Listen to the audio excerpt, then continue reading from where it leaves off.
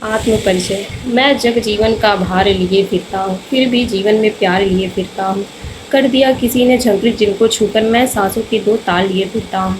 मैं स्नेह सुरा का पान किया करता हूँ, मैं कभी न जग का ध्यान किया करता हूँ। जग पूछ रहा उनको जो जग की गाते, मैं अपने मन का गान किया करता हूँ। प्रसंग।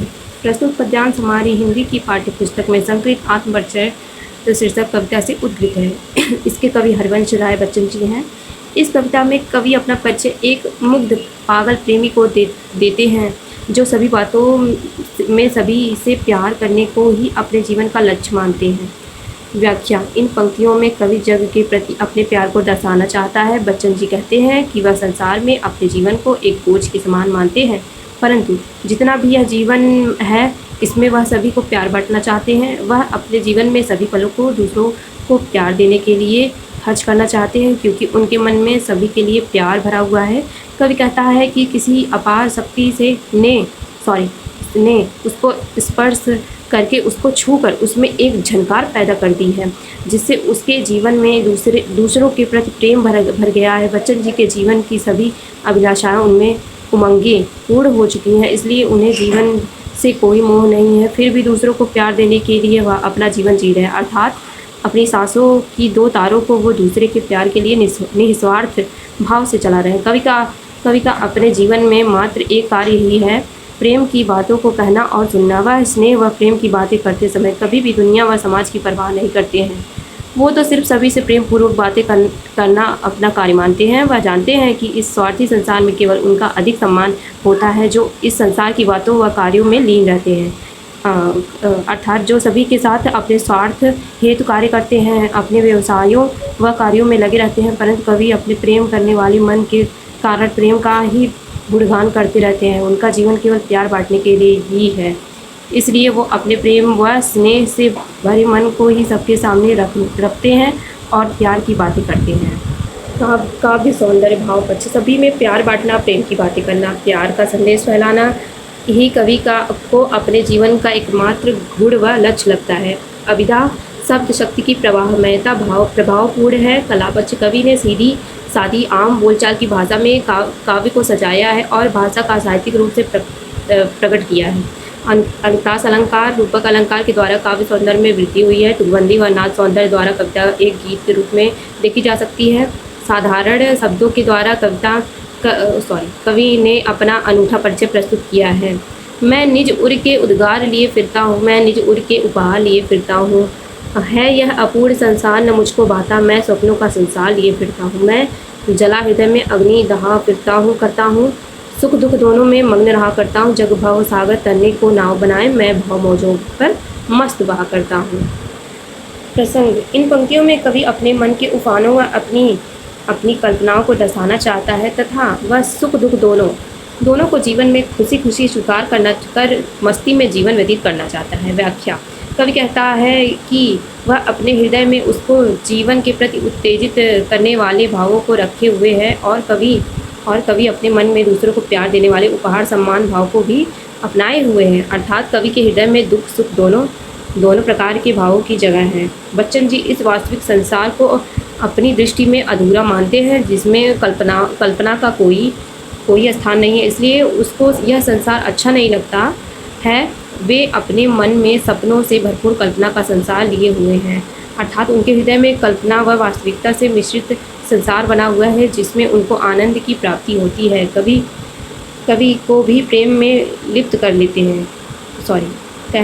कवि कहते हैं कि वह स्वयं अपने हृदय में प्रेम रूपी अग्नि को जलाकर रखते हैं और इस प्रेम में अपने आप को मग्न करके दूसरों को भी प्रेम में लिप्त कर लेते हैं। वह जीवन की दोनों प्रमुख स्थितियों सुख दुख में इस प्रेम के कारण ही मस्त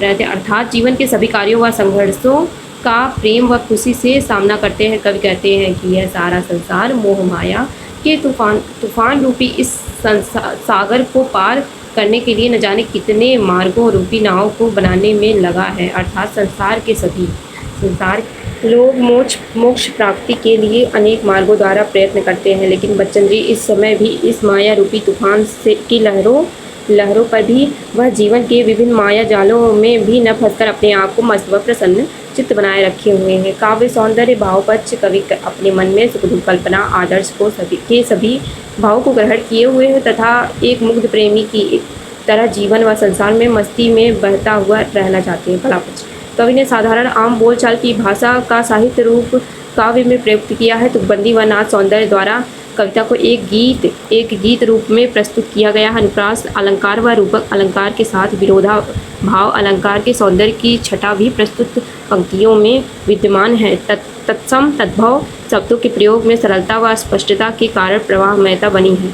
मैं यौवन का उन्माद लिए फिरता हूँ, उन्मादों में अवसाद लिए फिरता हूँ। जो मुझको बाहर हंसा रुलाती भीतर मैं हाय किसी की याद लिए फिरता हूँ। कर यत्न मिटे सब सत्य किसी ने जाना, नादान वही है हाय जहाँ पर दाना।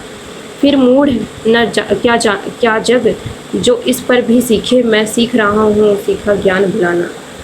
व्याख्या प्रस्तुत पंक्तियों में कवि अपनी जवानी की उन यादों को ताज़ा करता है जब उनमें अत्यधिक जोश या जवानी की मस्ती व अत्यधिक खुशी का भाव उनके मन में रहता था। लेकिन इस मस्ती के व खुशी के भाव के साथ साथ उनमें कुछ थकावट, दुख से उत्पन्न कमजोरी भी उपस्थित थी, जिसका कारण उनको उस प्रियजन की याद आना है जो उन्हें यौवन में हंसाती है। अर्थात कवि को अपनी यौवन की उन प्रिय यादों में सुख दुख दोनों भावों का स्मरण हो आता है।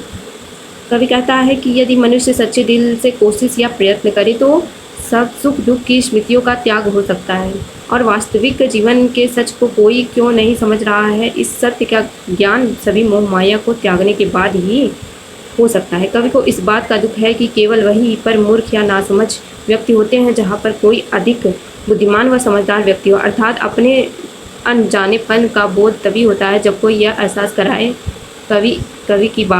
कवि इस बात को समझ नहीं पा रहा है कि इस संसार के लोग बार बार ऐसे एहसास करके क्यों मूर्ख बन रहे हैं और उन बुद्धिमान व्यक्तियों के बहकावे में आ जाते हैं व उनके संदेशों को सीखते रहते हैं। जबकि कवि अपने बारे में कहता है कि मैं एक ऐसी विधि सीख रहा हूँ जिससे मैं अपने ज्ञान को भूल सकूँ तथा दूसरों को मूर्ख न बनाकर उनमें प्यार का संचार कर सकूँ। काव्य सौंदर्य भावपक्ष व्यक्ति को सभी सुख दुखों की एक समान सह स्वीकार करना चाहिए तथा आनंदमयी बनना चाहिए। संतोष व आनंद ही जीवन का मूल है जो जिज्ञासा की विपक्षी है। कला पक्ष तत्सम शब्दावली का प्रयोग भावात्मक के लिए प्रभावपूर्ण है। आम बोलचाल की साहित्यिक भाषा का सुंदर ढंग से प्रयोग है। पूर्व दीप्ति फ्लैशबैक पद्धति के द्वारा काव्य में रोचकता उत्पन्न हुई है। प्रश्नात्मक शैली का प्रयोग काव्य सौंदर्य में जिज्ञासा उत्पन्न करता है। विरोधात्मक पद्धति का पूर्ण काव्यांश में वर्णन है। साधारण शब्दों में विचार की गहनता में कवि को पूर्ण सफलता मिली है। अनुप्रास अलंकार का सुंदर प्रयोग है। कोई क्षमा हुई हो तो माफ़ कर दीजिएगा और लाइक सब्सक्राइब कर दीजिएगा ज़रूर। मैं और जग और कहाँ का नाता, मैं बना कितने जग रोज मिटाता। जग जिस पृथ्वी पर जोड़ा करता वैभव, मैं प्रतिपग से उस पृथ्वी को ठुकराता। मैं निज रोदन में राग लिए फिरता हूँ, शीतलवाड़ी में आग लिए फिरता हूँ। हो जिस पर भूखों के प्रसाद निछावर, मैं वह खंडहर का भाग लिए फिरता हूँ। व्याख्या